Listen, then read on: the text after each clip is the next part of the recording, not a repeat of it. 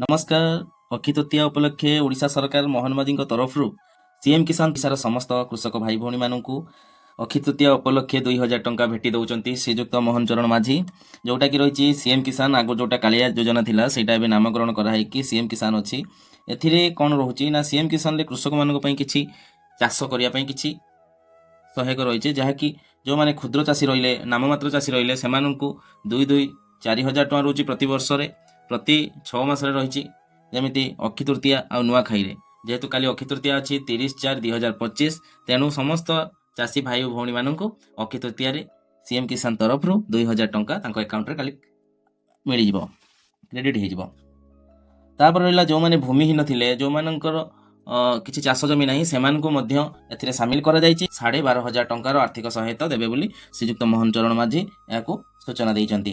चलतु जाना जो मैंने सीएम किसान करना सीएम किसान करने कौन कौन डॉक्यूमेंट दरकार बेसिकली गोटे कथा हूँ सीएम किसान अप्लाई करने सीएम किसान चाषी पंजीकरण करने प्रथमे निजर राशन कार्ड रहा निहाती आवश्यक राशन कार्ड नथिले आपण सीएम किसान पाई परिबे नहीं तापई विशेष डॉक्यूमेंट होची आधार कार्ड रेशन कार्ड बैंक पास बई एवं जमी पट्टा जदि आपण नाममात्र चाषी बा क्षुद्र चाषी होइतिबे ताहले आपणकर जमी पट्टा दरकार जोटार म्यूटेशन डेट जेबे जमीर नामकरण होइतिला म्यूटेशन अर्थ जेबे आपण रजिस्ट्रेशन होइतिला सेटा 2001-2019 पूर्व होइतिबा दरकार नहले आपण एई सुविधा पाई परिबे नहीं सीएम किसान सुविधा पाई परिबे नहीं।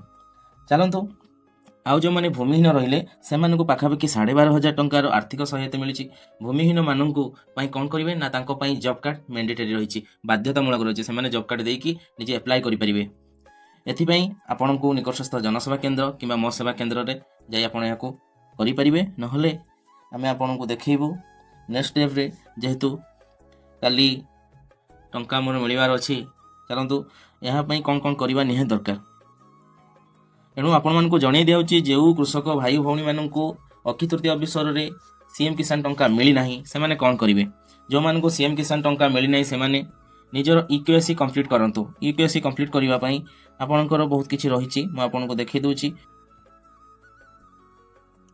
चलतु आम जेको गोटे ब्राउजर जावा आम ये यूज करेंगे क्रोम गलापर आम ये सीएम किसान सर्च करवा सीएम किसान सर्च कलापर आसो जोटा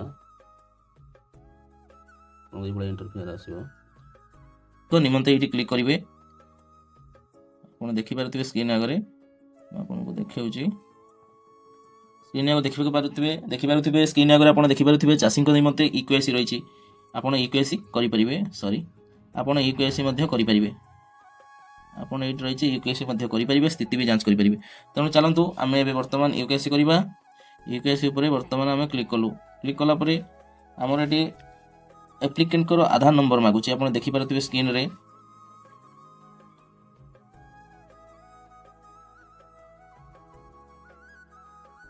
आपणकर ये एप्लिकेंट आधार नंबर मागुची आप जो कृषक भाई भौणी मैंने सीएम किसान पाई पाउचंती से निजर ईकेएससी करवा निहाती बाध्यतामूलक निहाती करवा दरकार नहले कि आपण पाई परिबे नहीं। चलतु आम ये आधार नंबर दबा 12 अंक विशिष्ट आधार नंबर टी ये सबमिट करेंगे। चलतु देखा आप देखिपुं तले कौन होना जमीक कैप्चा दि जाइए कैप्चा टाक आप देखिपे आप कैप्चा टाक देखी दूसरी जो भाया कैप्चा दिखाई से भाया कैप्चा आप ही देवे। चलतु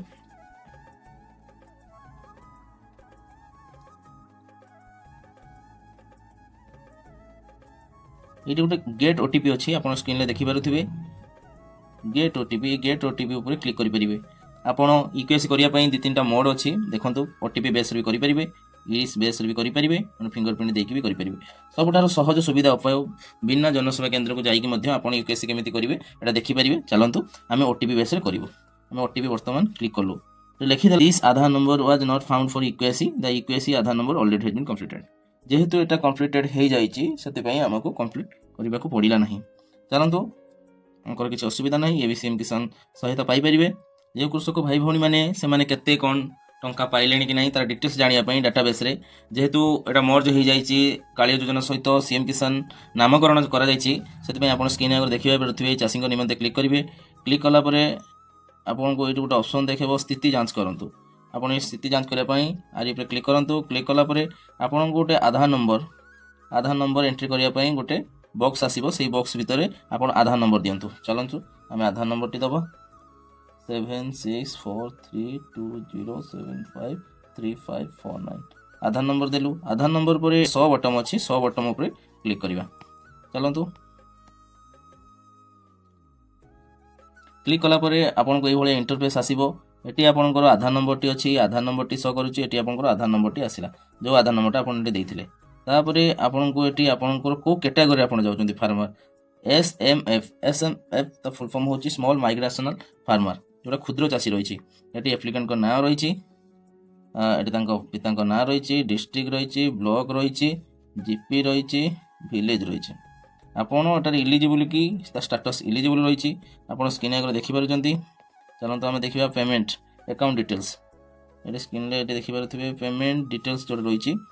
ଇନଷ୍ଟଲମେଣ୍ଟ ତାଙ୍କର କେଉଁ ଇନଷ୍ଟଲମେଣ୍ଟ ଆସିଛି, 1 ନମ୍ବର ଇନଷ୍ଟଲମେଣ୍ଟରେ କେଉଁ ବ୍ୟାଙ୍କକୁ ଆସିଛି, state bank of India. Branch code ରହିଛି, କେଉଁ ବ୍ରାଞ୍ଚରେ ରହିଛି, ସେଭିଂ ଆକାଉଣ୍ଟ ନମ୍ବର ଦିଆହେଇଛି, କେତେ ତାରିଖରେ ଜେନେରେଟ୍ ହେଇଛି, ସକ୍ସେସ୍ ହେଇଛି କି ନାହିଁ, କେଉଁ ବେସ୍ରେ ଆସିଛି। ଏଠି ଗୋଟେ ଜିନିଷ ଆପଣ ମନେ ରଖନ୍ତୁ, ପେମେଣ୍ଟ ଦୁଇ ପ୍ରକାର ମୋଡ଼ରେ ଆସୁଥିଲା। ଯେତେବେଳେ କାଳିଆ ଯୋଜନା ଚାଲିଥିଲା ସେତେବେଳେ ଆକାଉଣ୍ଟ ବେସ୍ରେ ଆସୁଥିଲା, କି ଆପଣ ଯେଉଁ ଆକାଉଣ୍ଟ ନମ୍ବର ଦେଇଥିବେ ସେଇ ଆକାଉଣ୍ଟ ବେସ୍ରେ ଆସୁଥିଲା। ଆପଣ ପେମେଣ୍ଟଟା ଦେଖିପାରୁଥିବେ 25 ଜାନୁଆରୀ 2019ରେ ସେତେବେଳେ 5,000 ଟଙ୍କା ଲେଖା ଆସୁଥିଲା। ବର୍ତ୍ତମାନ ଆପଣ ଏଇଟା ଦେଖିପାରିବେ ତାଙ୍କ ଲାଷ୍ଟ କିସ୍ତି 12 କିସ୍ତି 12 ନମ୍ବର କିସ୍ତି ଆସିଗଲାଣି। 12 ନମ୍ବର କିସ୍ତି ପାଇଁ ଇଣ୍ଡିଆନ୍ ପୋଷ୍ଟ ପେମେଣ୍ଟ ବ୍ୟାଙ୍କ ରହିଛି, ଯେହେତୁ ବ୍ରାଞ୍ଚ କୋଡ଼ କିଛି ମେନସନ୍ ନାହିଁ। ଆକାଉଣ୍ଟ ନମ୍ବର ରହିଛି, ଆକାଉଣ୍ଟ ନମ୍ବର ରହିଲା। ପେମେଣ୍ଟ ମୋଡ଼ ଆଧାର ବେସ୍ ମାନେ ଆପଣ ଯେଉଁଟା ସୁଭଦ୍ରାରେ ଯେଉଁ ରହିଛି DBT ମୋଡ଼, ସେଇ ଆଧାର ବେସ୍ ଡାଇରେକ୍ଟ ବେନିଫିସିଆରୀ ଟ୍ରାନ୍ସଫର ସେଇ ମୋଡ଼ରେ ରହିଛି। ଆସିକି ଏଠି କମ୍ପ୍ଲିଟ୍ ହେଇଛି।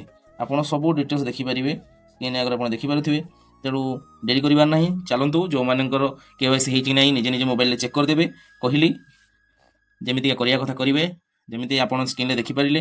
ଯଦି କିଛି ବି ଅସୁବିଧା ହେଉଛି, ଆପଣ ସ୍କ୍ରିନ୍ରେ ଜାଣିପାରୁନାହାନ୍ତି, ତାହେଲେ ଆମ କଣ୍ଟାକ୍ଟ ନମ୍ବର ରହିଛି, ଆପଣ ଆମକୁ କଣ୍ଟାକ୍ଟ ବି କରିକି ଆପଣ ସବୁ ଡିଟେଲ୍ସ ଜାଣିପାରିବେ। ଚାଲନ୍ତୁ ରହିଲି, ଜୟ ଜଗନ୍ନାଥ।